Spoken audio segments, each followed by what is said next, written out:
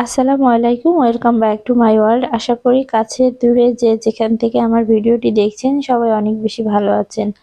আল্লাহর রহমতে আপনাদের দোয়ায় আমিও অনেক বেশি ভালো আছি। আবারও নতুন একটি ভিডিও দেখার আমন্ত্রণ জানিয়ে আজকের ভিডিওটি শুরু করছি।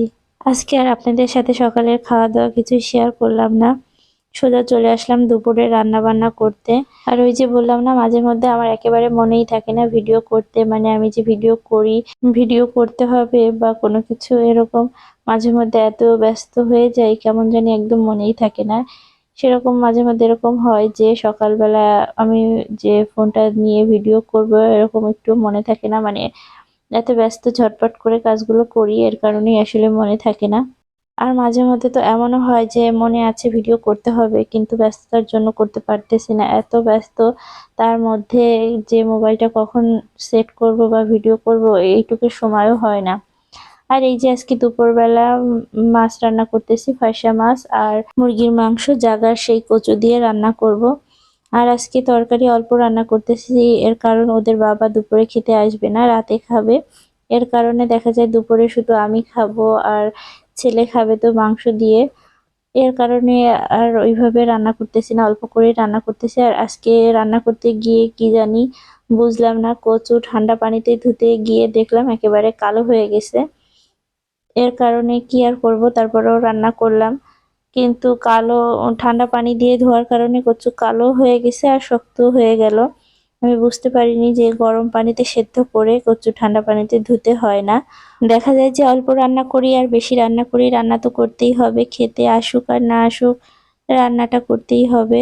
আর এখন জানি কেমন একটা মানে শরীরের মধ্যে লাগে যে শরীরটা খারাপও লাগে। আবার শীতের বেলা কেমন একটা সময়ের সাথে পারি না, আর কিছু করতেও ভালো লাগে না।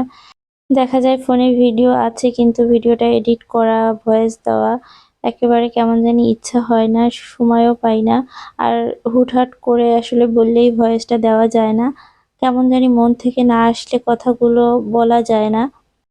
আর আসলে প্রায় দিনই তো এরকম হয় এখন, যে বাচ্চাটা ঘুম থাকলে সংসারের অন্য কাজগুলো করে নিতে হয়, আর ভয়েস দেওয়ার কাজটা তো ওইভাবে করতে পারি না, আমার একান্তই এমন একটা সময় বের করে করতে হয়।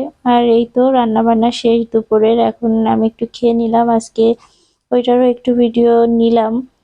আর খাওয়া দাওয়া শেষে বিকালবেলা একটু বাচ্চাদের নিয়ে বাইরে আসলাম। ছেলেটা অনেকদিন ধরে বলতেছে দই ফুচকা খাবে, তাকে নিয়ে অনেকদিন যদিও মানে বাইরে বের হওয়া হয় না এখন। ছোট বাবাটার কারণে দেখা যায় যে ও তো বাইরে ওইভাবে ওকে নিয়ে যাই না, দেখা যায় গেলেও অনেক দুষ্টুমি করে, এর কারণে। আর এই যে সে দুষ্টুমি করতেছে, সে এত মানুষ দেখে এত খুশি হচ্ছিল, সবাইকে ডাকতেছিল, কথা বলতেছিল, তাই আমিও একটু তাকে ভিডিও করলাম। আর মাশাআল্লাহ বলতে কেউ ভুলবেন না। দেখা যায় যে আমার বড় ছেলেটা বাইরে বেরোনোর জন্য খুব আবদার করলেও এখন আর ওইভাবে বাইরে বের হই না। ছোট বাবাটা ঠান্ডা লেগে যাবে এর কারণে, আর ঠান্ডা তো লেগেই থাকে, আর ঠান্ডা কি লাগবে আর যদি বেশি অসুস্থ হয়ে যায়, এর কারণেই দেখা যায় যে বেশি একটা বাইরে বের হওয়া হয় না। আর ইদানিং ওর বাবাও অনেক ব্যস্ত, এর কারণেও আসা হয় না। আজকে খুব জোর করলো, এর কারণেই আসলাম। আর এই যে সে এখানে আসলে শুধু দই ফুচকাই খাবে, সে আর কিছুই খাবে না। আর এই তো বাসায় এসেও দেখেন দুই ভাই ফ্রিজের উপরে উঠে দুষ্টুমি করতেছে। আর এই তো তাদের সারাদিন দুষ্টুমি আর দুষ্টুমি, দুষ্টুমি দেখেই আমার সময়গুলো কেটে যায়, আলহামদুলিল্লাহ। আর আশা করি আমাদের জন্য আমার সকল ভাইয়া আপুরা অনেক অনেক বেশি দোয়া করবেন। আজকের ভিডিওটা এই পর্যন্তই। আর পরবর্তী আবারও একটি ভিডিও দেখার আমন্ত্রণ জানিয়ে আজকের ভিডিওটা এখানেই শেষ করছি। আসসালামু আলাইকুম, আল্লাহ হাফেজ।